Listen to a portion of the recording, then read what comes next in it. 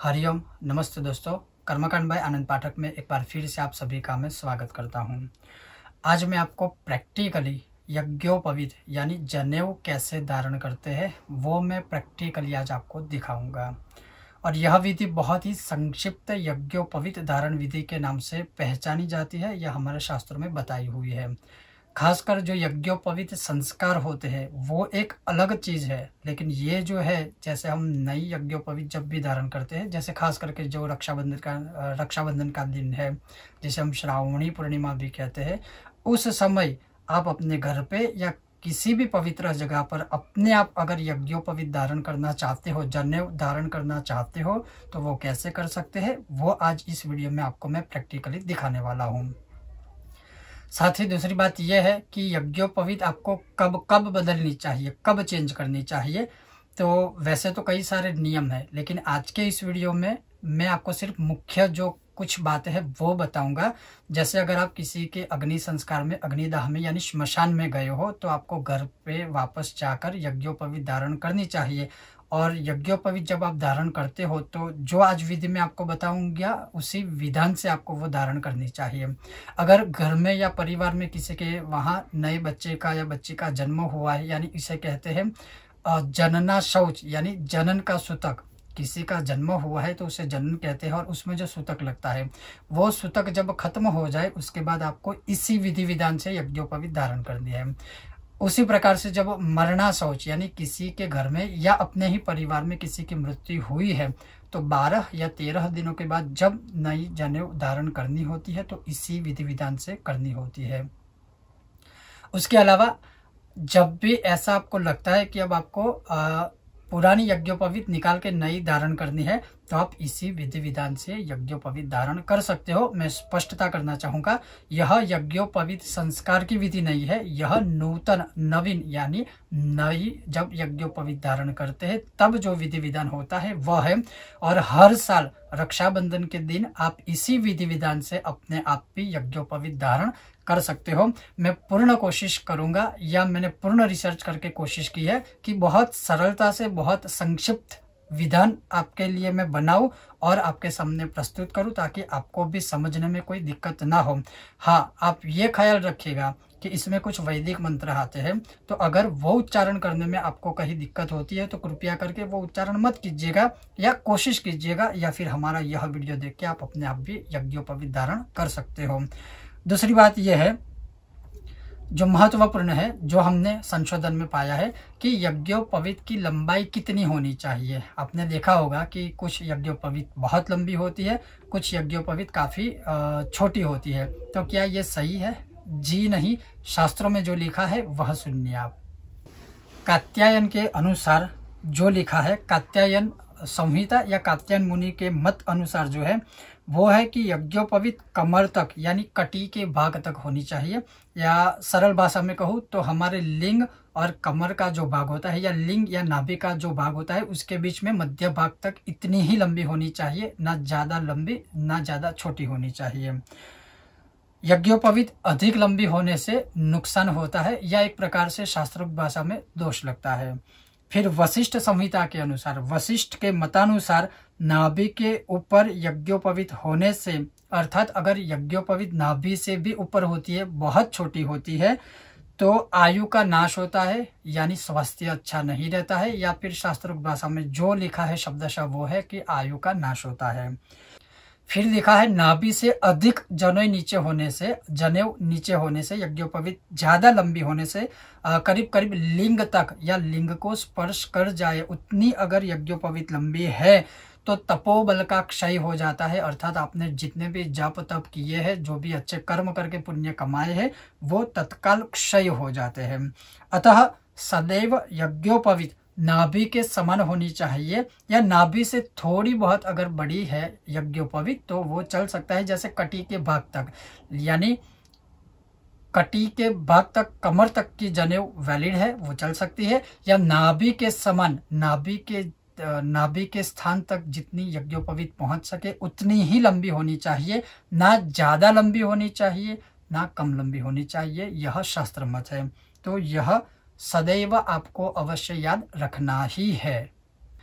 अब मैं आपको प्रैक्टिकली दिखाता हूँ कि यज्ञोपवीत धारण करने के लिए कौन सी सामग्री होनी चाहिए। उससे पूर्व अगर आप चाहो तो अपने मंदिर के सामने ही बैठकर यज्ञोपवीत धारण कर सकते हो, आप चाहो तो शिवालय में यज्ञोपवीत धारण कर सकते हो, आप चाहो तो हरि भगवान विष्णु के मंदिर में या किसी भी देवी या देवता के मंदिर में आप चाहो तो यज्ञोपवीत धारण कर सकते हो।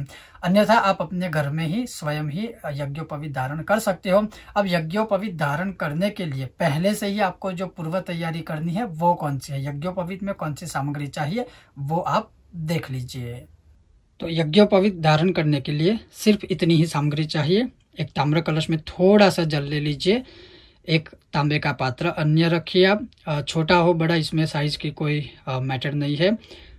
पानी रखिए, उसमें आप चाहो तो गंगा जल मिश्र कर सकते हो, यानी गंगा जल वाला जल रखिए या पानी रखिए। एक ताम्र की प्लेट रखिए और उसके साथ एक कटोरी में थोड़े से अक्षत लीजिए देवों का आवाहन करने के लिए। ये भस्म मैंने रखी है जो मैंने पहले से ही अपने शरीर के ऊपर धारण की है, लेकिन ये यज्ञोपवीत धारण में जरूरी या आवश्यक नहीं है, कंपलसरी नहीं है। यहाँ पर मैंने चंदन पहले से घिस के रेडी किया हुआ है, तो ये चंदन है और ये मैंने रक्त चंदन लिया है। तो आप चाहो तो कुमकुम का भी प्रयोग कर सकते हो या आप चाहो तो चंदन का भी प्रयोग कर सकते हो। और उसके अलावा मैंने एक छोटे से ऐसी छोटी सी चौकी के ऊपर यज्ञोपवीत एक ताम्र प्लेट में पहले से रेडी की है। तो सिर्फ इतनी ही सामग्री यज्ञोपवीत धारण करने के लिए आवश्यक है और ये आपको पहले से ही पूर्व से तैयार करके रखना है। अब यज्ञोपवीत धारण करने का जो क्रम है वो मैंने पहले से बना के रखा है स्टेप अनुसार। सबसे पहले आचमन आएगा, उसके बाद प्राणायाम करना है, उसके बाद संकल्प आएगा, उसके बाद यज्ञोपवीत को प्रक्षालन यानी यज्ञोपवीत को धोना है, वॉश करना है, फिर हाथों से संपुट बनाना है, फिर यज्ञोपवीत में जो तंतु होते हैं उन देवताओं का आवाहन करना है, फिर यज्ञोपवीत में जो ग्रंथि होती है उस ग्रंथि में भी देवताओं का आवाहन करना है, फिर उसकी मांसोपचार पूजा अगर आप करते हो तो ठीक है, नहीं करोगे तो भी चलेगा, मांसोपचार पूजा करनी है। फिर यज्ञोपवीत का हमें ध्यान धरना है, उसी यज्ञोपवीत को भगवान सूर्य नारायण को हमें प्रदर्शित करनी है। फिर हमने जो पुरानी वाली जो यज्ञोपवीत है उसका भी हमें त्याग करना है, तो त्याग करने की भी विधि और श्लोक है वो भी मैं आपको बताऊंगा। उसके पश्चात यथाशक्ति गायत्री मंत्र जाप करने हैं और ये जो यथाशक्ति हम गायत्री मंत्र जाप करेंगे उसको संकल्प देके जल हाथों में पकड़ के या आचमनी में पकड़ के फिर उसे अर्पण करना है। और उसके बाद अंतिम जो पद है, अंतिम जो स्टेप है वो है जो हमने संकल्प पहले किया था, उस संकल्पों को हमें छोड़ना है। तो ये क्रमशः उनके स्टेप है, उसके पद है 1 by 1, इसी क्रम के अनुसार हमें आगे बढ़ के यज्ञोपवीत धारण करनी है। तो चलिए मैं आपको दिखाता हूँ, प्रैक्टिकली सुनाता भी हूँ, दिखाता भी हूँ कि कैसे यज्ञोपवीत धारण करनी चाहिए। सर्वप्रथम जैसे मैंने आपको बताया कि सर्वप्रथम हमें आचमन करना है और आचमन के लिए जैसे मैंने अभी आपको बताया कि पहले से ही एक ताम्र कलश में आप थोड़ा सा जल पहले से ही भरकर रख सकते हो या रखना ही चाहिए। और आचमन के लिए जैसे मैंने पहले ही आपको बताया कि एक कलश में थोड़ा सा जल लेके आपको पहले से वो पूर्व तैयारी करके रखनी है। तो सर्वप्रथम हम आचमन करते हैं। ओम ऋग्वेदाय नमः, ओम यजुर्वेदाय नमः, ओम सामवेदाय नमः, अथर्ववेदाय नमः इति हस्तं प्रक्षाल्य। आचमन के लिए आप जैसे केशवाय नमः भी बोल सकते हो, माधवाय नमः, या आपको आचमन के लिए जो भी आते हैं मंत्र वो आप बोल सकते हो, किंतु यह एक वैदिक क्रिया भी हम यहाँ पर यूज कर रहे हैं, प्रयोग कर रहे हैं। तो मैंने यहाँ पर 4 वेदों से आचमन किया है, 4 वेदों का नाम उच्चारण करके। आचमन कर लेने के बाद फिर यहाँ पर प्राणायाम बोला गया है। प्राणायाम इसलिए बोला गया है ताकि हमारे शरीर की शुद्धि हो, मन हमारा स्थिर हो, और एक नहीं लाखों उसके फायदे हैं। लेकिन यहाँ पर जो प्राणायाम करना है वो कौन सा प्राणायाम है, तो वो है पूरक, कुंभक और रेचक। ठीक वैसे ही प्राणायाम करना है जैसे मैं आपको दिखा रहा हूँ। मान लीजिए अगर आपको प्राणायाम नहीं आते हैं या किसी शारीरिक कोई अगर आपको रोग है और उस वजह से अगर आप प्राणायाम नहीं कर सकते हो, तो आपको मन में 12 बार ओम नमो भगवते वासुदेवाय इस मंत्र का स्मरण करना है, अगर आप प्राणायाम करने में असमर्थ हो तो। अब प्राणायाम इसमें जो आएंगे वो पूरक, यानी आपको ऐसे सांस लेनी है फिर कुंभक यानी जो आपने सांस ली है उसको अपने पेट के अंदर जितनी देर हो सके उसको वहीं पे रखना है, यानी अपने पेट को जैसे कुंभ होता है, घड़ा होता है, वैसे अपने पेट को फुलाना है कुंभक की तरह। फिर जब आपको लगता है कि अब आप सांस ज़्यादा देर तक नहीं रोक सकते हो तो फिर दूसरी साइड से आपको वही सांस आपको वापस बाहर निकालनी है, उसे कहते हैं रेचक। तो ठीक व ठीक आपको वैसे ही प्राणायाम करना है। और प्राणायाम करते समय अगर आप नित्य संध्या करते हो तो मन में बोला जाता है भूः भुवः स्वः इत्यादि, लेकिन मैं आपको सजेस्ट करूंगा कि आप मन में जब यह प्राणायाम करते हो तब सिर्फ और सिर्फ गायत्री मंत्र का उच्चारण कर सकते हो।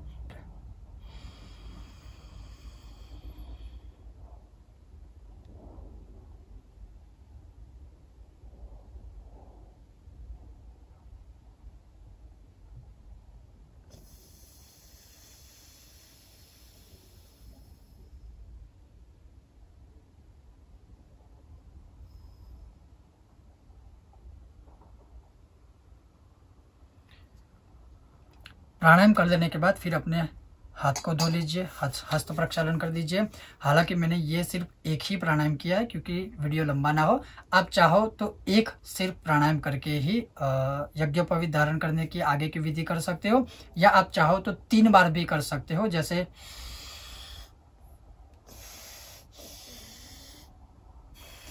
लेकिन पूरक सांस लेनी है, उसी सांस को आपको अपने पेट में भरे रखना है, पेट को कुंभ की तरह फुलाना है। और जब आपको लगता है कि अब आपको सांस छोड़नी है तब आपको दूसरी ओर से सांस छोड़ देनी है। तो ये हो जाएंगे पूरक, कुंभक, रेचक। अगर आप असमर्थ हो प्राणायाम करने में, जैसे मैंने आपको बताया, तो आप ओम नमो भगवते वासुदेवाय 12 बार बोल के फिर आगे की विधि की ओर बढ़ सकते हो।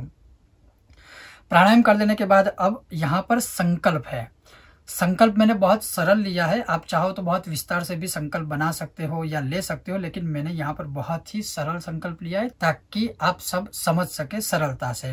अब संकल्प के लिए अपने हाथ में आपको जल लेना है और जल में थोड़े से आप अक्षत रखिए और अपने राइट हैंड में ऐसे जल पकड़ना है और फिर संकल्प करना है। ओम विष्णुः विष्णुः विष्णुः अत्र अद्य मासोत्तम। अब यहाँ पे जो माह चल रहा है, यहाँ पर मैं पर्टिकुलर किसी मास का नाम नहीं दूंगा, माह का नाम नहीं लूंगा, क्योंकि आप जब भी यज्ञोपवीत जिस दिन धारण करते हो वो महीना जो चल रहा है आपको वह यहाँ उच्चारित करना है। जैसे मैं उदाहरण के तौर पे यहाँ बोल रहा हूँ अभी श्रावण मास है, फिर पक्ष आता है यानी शुक्ल पक्ष है या कृष्ण पक्ष है, तो वो आपको सब डिटेल पहले से रेडी करके रखना है और संकल्प बनाकर ही फिर आपको यह संकल्प लेना है और विधि आगे की ओर करनी है। लेकिन ये मैं वीडियो बना के आपको दिखा रहा हूँ, इसलिए मैं यहाँ पर कोई पर्टिकुलर किसी भी चीज़ का नाम नहीं लूँगा। फिर भी उदाहरण के तौर पे जैसे अब अभी शुक्ल पक्ष है तो बोल सकते हैं शुक्ल पक्ष है। फिर यहाँ पर तिथौ है, तो जैसे रक्षाबंधन होती है तो वो ऑलवेज श्रावणी पूर्णिमा यानी पूर्णिमा के दिन होती है। तो जो भी तिथि हो, जिस दिन आप यज्ञोपवीत धारण करते हो उस दिन जो तिथि है उस तिथि का उच्चारण करें, जैसे पूर्णिमा तिथौ। फिर नक्षत्र, उस दिन जो नक्षत्र चल रहा है तो नक्षत्र का नाम दीजिए नक्षत्रे। फिर उस दिन जो योग चल रहा है तो आप पंचांग में देख के योग का भी उच्चारण कर सकते हो, योग है। उसी दिन पंचांग के अनुसार जो करण चल रहा है उसका भी आप नाम ले सकते हो, करण है। या मान लीजिए आपको नक्षत्र, योग और करण का उच्चारण नहीं करना है तो भी चल सकता है, सीधा ही आप तिथि का उच्चारण करके फिर सीधा वासर यानी वो कौन सा दिन है। मान लीजिए अगर शनिवार है तो आप बोल सकते हो शनिवासर या मंदवासर है। अगर गुरुवार है तो आप बोल सकते हो बृहस्पतिवासर है। अगर सोमवार है तो आप बोल सकते हो सोमवासर है या चंद्रवासर है। तो वासरे तक जैसे मैंने आपको बताया कि पंचांग का सहारा लेकर माह का नाम, तिथि का नाम, पक्ष का नाम, नक्षत्र का नाम, योग का नाम, करण का नाम या वासर यानी वार का नाम आप ले सकते हो। फिर आगे बोलना है एवं ग्रह गण विशेषेण विशिष्टायम शुभ पुण्यतिथौ। फिर आया मम यानी आपको अपना नाम बोलना है। मम जैसे उदाहरण के तौर पे मम यानी आनंद। अगर मैं ब्राह्मण हूँ तो यहाँ पर आएगा शर्मण, आनंद शर्मण। अगर आप वैश्य हो तो आएगा वर्मण। अगर आप क्षत्रिय हो, शूद्र हो तो वहाँ पर गुप्तस्य या गुप्तोहम आएगा।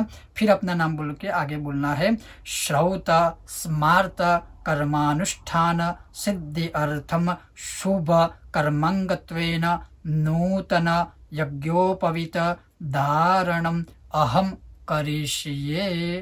तो ये हो गया पूर्ण संकल्प। ऐसे संकल्प करके फिर आपने जो हाथ में जल पकड़ा है वो ताम्र की प्लेट में आपको छोड़ देना है। आपको समझ में आए इसीलिए मैं ये जो संकल्प मैंने लिया है वो मैं कंटिन्यू बोल रहा हूँ।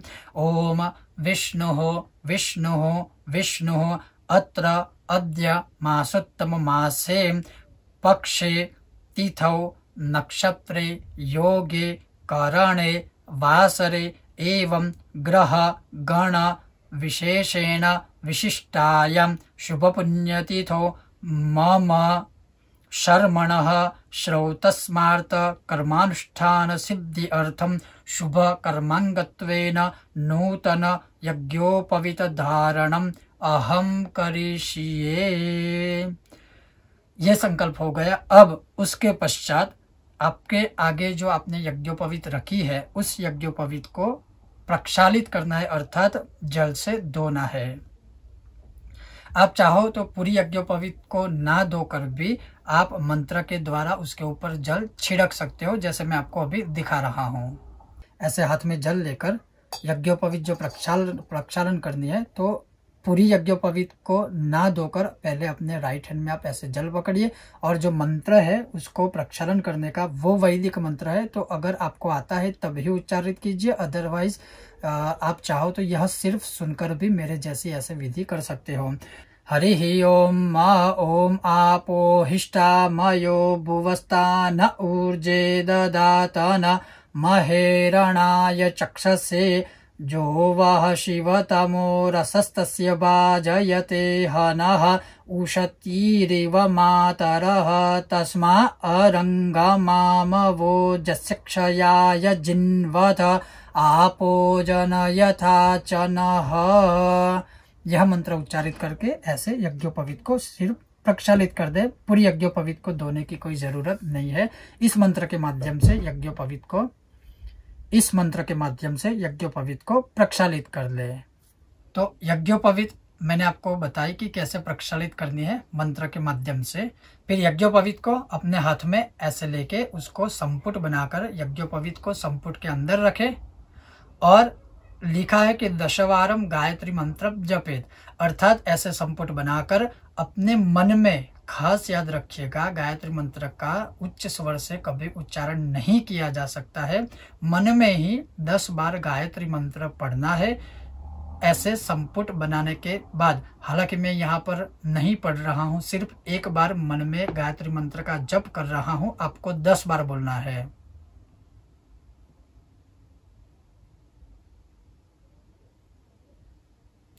ऐसे 10 बार जब गायत्री मंत्र आप पढ़ लेते हो, मन में बोल लेते हो, उसके पश्चात अब आगे जो करना है वह देखिए।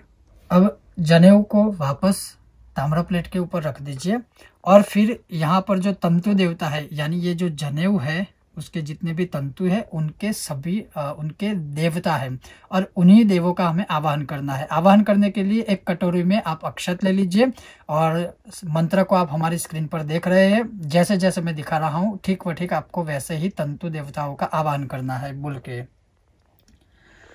ओम प्रथम तंतौ ओमकाराय नमः। ओमकारम आवाहयामि स्थापयामि। ओम द्वितीय तंतौ अग्नये नमः। अग्निम आवाहयामि स्थापयामि। ओम तृतीय तंतौ नागेभ्यो नमः। नागान आवाहयामि स्थापयामि। ओम चतुर्थ तंतौ सोमाय नमः। सोमम आवाहयामि स्थापयामि। ओम पंचम तंतौ पितृभ्यो नमः। पितॄन् आवाहयामि स्थापयामि। ओम षष्ठ तंतौ प्रजापतये नमः। प्रजापतिम आवाहयामि स्थापयामि। ओम सप्तम तंतौ अनिलाय नमः। अनिलम आवाहयामि स्थापयामि। ओम अष्टम तंतौ यमाय नमः। यमम आवाहयामि स्थापयामि। ओम नवम तंतौ विश्वेभ्यो देवेभ्यो नमः। विश्वान् देवान् आवाहयामि स्थापयामि। इस प्रकार से तंतु देवताओं का आवाहन करने के बाद जो ग्रंथि मध्य यानी इनकी जो ग्रंथि है उन ग्रंथि के देवों का आवाहन करना है। ग्रंथि कहाँ पर है? जहाँ पर जो गांठ होती है उसे ग्रंथि बोला जाता है। तो इस ग्रंथि के जो देवता है उनको उनका आवाहन करना है, जैसे मध्य में ग्रंथि रखकर।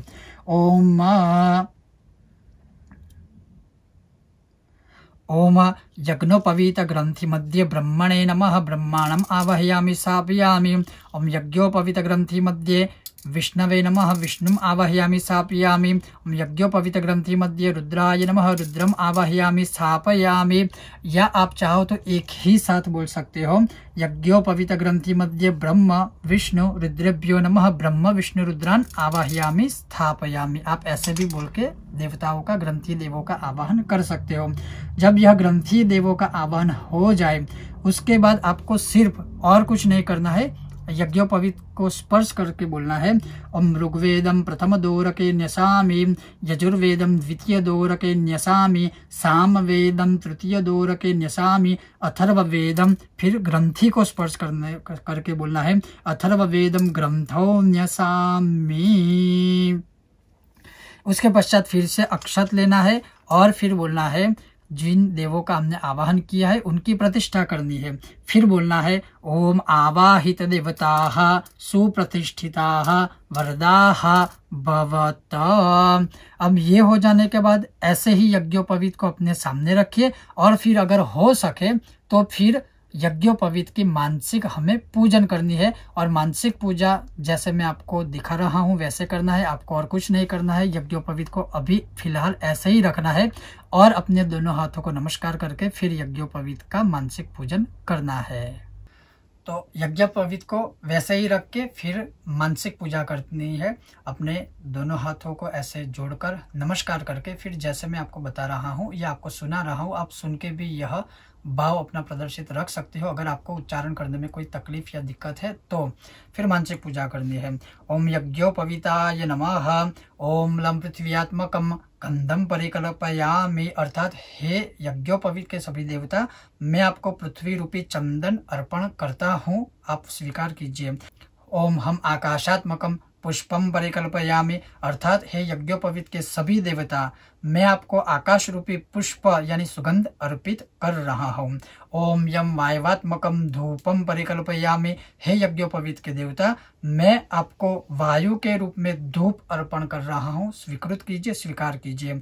ओम ब्रह्मण्यात्मकम दीपम दर्शयामि, हे यज्ञोपवीत के देवता, मैं आपको अग्निदेव के स्वरूप में दीप प्रदान कर रहा हूं, आप वह स्वीकार कीजिए। ओम वम अमृतात्मकम नैवेद्यम निवेदयामि, अर्थात मैं आपको अमृत के रूप में नैवेद्य अर्पण कर रहा हूं, अर्थात एक अपना भाव प्रकट कर रहा हूं। ओम सौम सर्वात्मकम सर्वोपचारम परिकल्पयामि, अर्थात हे यज्ञोपवीत के देवता, संसार की सभी पूजन सामग्री में आपको अपने भाव रूप से प्रकट करके अर्पित कर रहा हूं, आप उसे स्वीकार कीजिए। अर्थात आपको ये सारी चीजें मानसिक रूप से अर्पण करनी है और इसीलिए इसे मानसिक पूजा भी कहा जाता है। तो आप इस प्रकार से यज्ञोपवीत के सभी देवताओं की मानसिक पूजा करें। फिर नमस्कार करके यज्ञोपवीत का ध्यान धरना है और ठीक व ठीक आपको मैं जो श्लोक दिखा रहा हूं या सुना रहा हूं, आपको भी वैसे ही यज्ञोपवीत के देवताओं का ध्यान धरना है। ओम प्रजापतिर्यत् सहजं पवित्रं कार्पाससूत्रोद्भव ब्रह्मसूत्रं ब्रह्मत्वसिद्ध्यै च यशः प्रकाशं जपस्य सिद्धिं कुरु ब्रह्मसूत्रम्। ओम यज्ञोपवीताय नमः, ध्यायामि। ध्यान करने के बाद आपने जो यज्ञोपवीत आपके सामने रखी है उसको आपको हाथ में लेना है। यज्ञोपवीत को ऐसे अपने हाथों में लेना है, जैसे आप देख सकते हो अंगूठा, मध्यमा उंगली और अनामिका यानी तर्जनी और कनिष्ठिका को अलग रखना है दोनों हाथों से ऐसे, और फिर ऐसे भगवान सूर्य नारायण को प्रदर्शित करना है। हालांकि मैं वीडियो में आपको ये दिखाने की कोशिश कर रहा हूँ, लेकिन आपको जहाँ तक हो सके दोनों हाथ ऐसे अपने ऊंचे रखने हैं। सूर्य नारायण भगवान को यह प्रदर्शित करनी है। तो सूर्य नारायण को जब आप यह प्रदर्शित करते हो, वो जो मंत्र है, सूर्य नारायण को प्रदर्शित करते समय आपको जो श्लोक या मंत्र बोलना है, आप वैसे चाहो तो सूर्य नारायण का कोई भी श्लोक बोल सकते हो, जैसे ओम जपा कुसुम संकाशम काश्यपेयम महाद्युतिम तमोरिम सर्वपापघ्नम प्रणतोस्मि दिवाकरम, या फिर आप चाहो तो वैदिक मंत्र भी बोल सकते हो। हरि ओम ओम आकृष्णेन रजसा वर्तमानो निवेशयन् अमृतं मर्त्यञ्च हिरण्ययेन सविता रथेन देवोज्जाति भुवनानि पश्यन्न। फिर सूर्य नारायण को प्रदर्शित करने के बाद वापस यज्ञोपवीत को उसी ताम्र पात्र में या तांबे की थाली में रखनी है। अब यज्ञोपवीत को धारण करना है और यज्ञोपवीत धारण करने के लिए यज्ञोपवीत धारण करने का जो मंत्र है उसका विनियोग करना है। और विनियोग के लिए आप ऐसे आचमनी में जल पकड़ सकते हो या फिर आप चाहो तो अपने दाएं हाथ में भी जल पकड़ सकते हो। और यज्ञोपवीत धारण करने का जो विनियोग है वो ये है, ओम यज्ञोपवीतमिति मंत्रस्य परमेष्ठी ऋषिः लिंगोक्ता देवता त्रिष्टुप छंदः यज्ञोपवीत धारणे विनियोगः। अब आपने जो हाथ में जल लिया है वो ताम्र की थाली में आप नीचे रख सकते हो या रख देना है। उसके पश्चात जो यज्ञोपवीत आपने ताम्र की थाली में रखी है वो वापस ले लीजिए। और यहाँ पर लिखा है द्वे व त्रीणि धारयेत्, अर्थात अगर आप शादीशुदा नहीं हो तो आपको 6 तंतु वाली नहीं, अर्थात ये सिंगल 3 तंतु वाली धारण करनी है। और आप शादीशुदा हो तो 6 तंतु वाले धारण कर सकते हो। और उसके और भी कई सारे प्रकार है, उसका वीडियो में बहुत अलग से बनाऊंगा। जैसे 9 तंतु वाली भी कुछ धारण कर सकते हैं, जितने देवता है उतनी तंतु वाली भी यज्ञोपवीत धारण कर सकते हैं।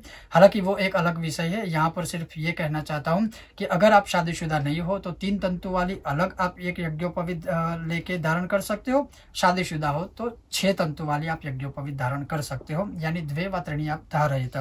तो ये यज्ञोपवीत हाथ में ले लेने के बाद अब वैसे तो मंत्र बोलते बोलते धारण करना है, लेकिन आप चाहो तो पूरा मंत्र पहले पढ़ लीजिए या सुन लीजिए या बोल लीजिए, उसके बाद भी आप धारण कर सकते हो। यज्ञोपवीत धारण करने का जो श्लोक या मंत्र है वो ये है। हालांकि इस श्लोक को वैदिक तरीके से भी बोला जाता है और उसका गान करके भी बोला जा सकता है, तो आप जो भी जिस भी तरह से चाहो बोल सकते हो।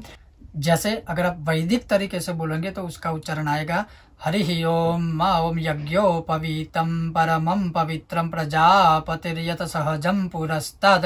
लेकिन उसी श्लोक या मंत्र को अगर आप गान करके बोलेंगे तो जैसे आएगा ओम यज्ञोपवीतम परमं पवित्रं प्रजापतिर्यत सहजं पुरस्ताद आयुष्यमग्र्यं प्रतिमुञ्च शुभ्रम यज्ञोपवीतं बलमस्तु तेजः।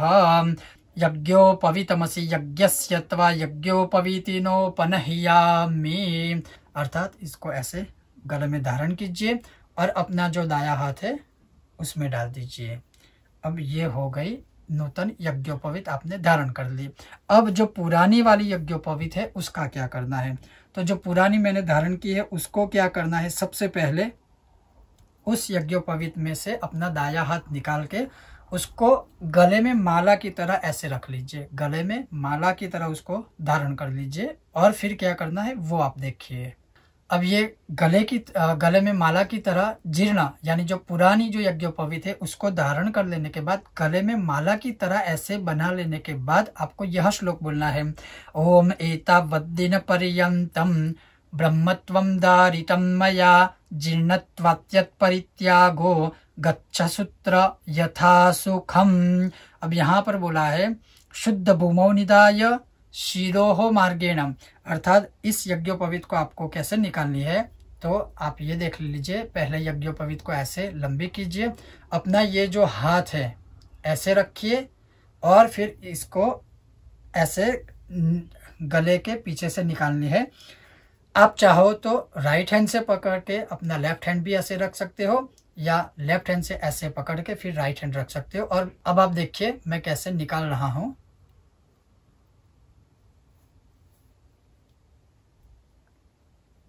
ये इसी प्रकार से शिरोमार्गेण, अर्थात आपको अपने ये जो भाग है, जो हमारे सिर का भाग है, गले का भाग है, वैसे ही हाथ रख के ऐसे ही आपको निकालनी है। और शुद्ध भूमि निधाय, अर्थात आप जहां पर बैठे हो वहीं पर आप भूमि के ऊपर, जमीन के ऊपर इस पुरानी वाली यज्ञोपवीत को आप रख दीजिए। उसके पश्चात लिखा है कि आपने नूतन यज्ञोपवीत धारण की है, नई यज्ञोपवीत धारण की है, तो आप खास याद रखिएगा, जैसे मैंने आपको बताया कि वो जो यज्ञोपवीत है वो या तो नाभि के समान, नाभि के वहाँ ही, या नाभि तक पहुंच सके उतनी ही लंबी होनी चाहिए, या नाभि से अगर थोड़ी लंबी होगी तो चलेगा। ये धारण कर लेने के बाद, पुरानी यज्ञोपवीत निकालने के बाद, फिर कहा है यथाशक्ति गायत्री मंत्र जपम। आप चाहो तो माला लेकर पूरी एक गायत्री मंत्र की माला कर सकते हो, आप चाहो तो 24 बार गायत्री मंत्र बोल सकते हो, आप चाहो तो 14 बार बोल सकते हो, आप चाहो तो 7 बार बोल सकते हो, आप चाहो तो 3 बार बोल सकते हो। अगर समय का अभाव है तो आप एक बार भी गायत्री मंत्र का उच्चारण कर सकते हो, और आपको मन में ही करना है। और इस समय यज्ञोपवीत धारण करते समय, अब जब आप गायत्री मंत्र करते हो तो आपको कोई शाप विमोचन आदि विधि नहीं करनी है, सीधा ही जैसे मन में आप गायत्री मंत्र का उच्चारण कर लीजिए।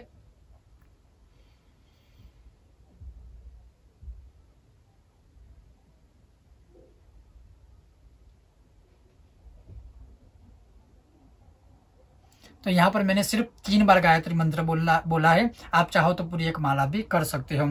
अब आपने जो गायत्री मंत्र बोला है उसे अर्पण भी करना है। तो इस प्रकार से आचमनी में जल लीजिए, या अपने राइट हैंड में आप जल ले सकते हो। फिर आपको बोलना है ओम अनेन यथाशक्ति गायत्री जप कर्मणाम श्री सविता देवता प्रियताम नमः। ऐसा बोलकर ये जो जल है आप वो ताम्र के पात्र में, यानी तांबे की थाली में, या किसी भी पात्र में आप रख सकते हो।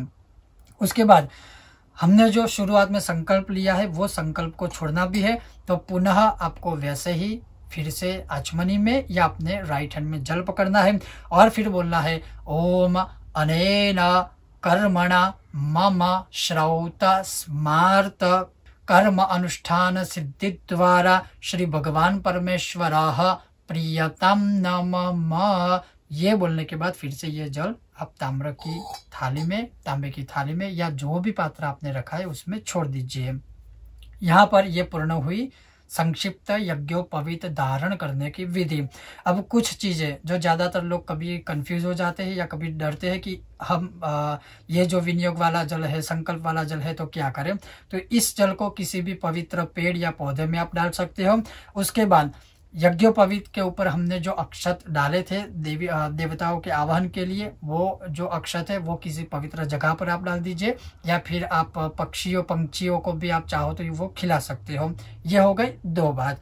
अब इसके पश्चात जो मैंने कुछ नियम आपको शुरुआत में बताए थे कि जब भी आप किसी के सूतक में जाते हो, या अगर आपके घर में किसी भी प्रकार का सूतक आता है, तो आपको अवश्य ही नवीन यानी नई यज्ञोपवीत धारण करनी चाहिए, और इसी विधि से करनी है। उसके लिए सेपरेट कोई डिफरेंट विधि विधान नहीं है। उसके अलावा जो भी यज्ञोपवीत से संबंधित कुछ आवश्यक या महत्वपूर्ण जो बातें हैं वो मैं और कभी कोई वीडियो बना के आपको उसमें संक्षिप्त में या फिर विस्तार से बताने की कोशिश करूंगा। लेकिन आज का मेरा ये वीडियो बनाने का सिर्फ और सिर्फ एक ही उद्देश्य था कि इस रक्षाबंधन को, आने वाली रक्षाबंधन को, या फिर किसी भी दिन अगर आपको अपने आप यज्ञोपवीत धारण करनी है तो कैसे करें। तो मैंने आपको जो विधि बताई, इसी विधि विधान से आप यज्ञोपवीत धारण कर सकते हो।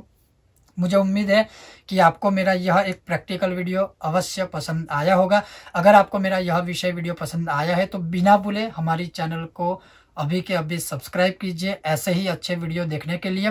साथ ही साथ अगर मेरा ये वीडियो आपको पसंद आया है तो बिना भूले हमारे वीडियो को लाइक भी कीजिए, और जितना भी हो सके शेयर कीजिए, ताकि अभी जो समय चल रहा है उसी समय में सब लोग अपने घर में बैठकर ही अपने आप यज्ञोपवीत को बदल सकते हैं या यज्ञोपवीत को धारण कर सकते हैं। ये था हमारा आज का विषय। आप सबका बहुत बहुत धन्यवाद। जय श्री कृष्ण।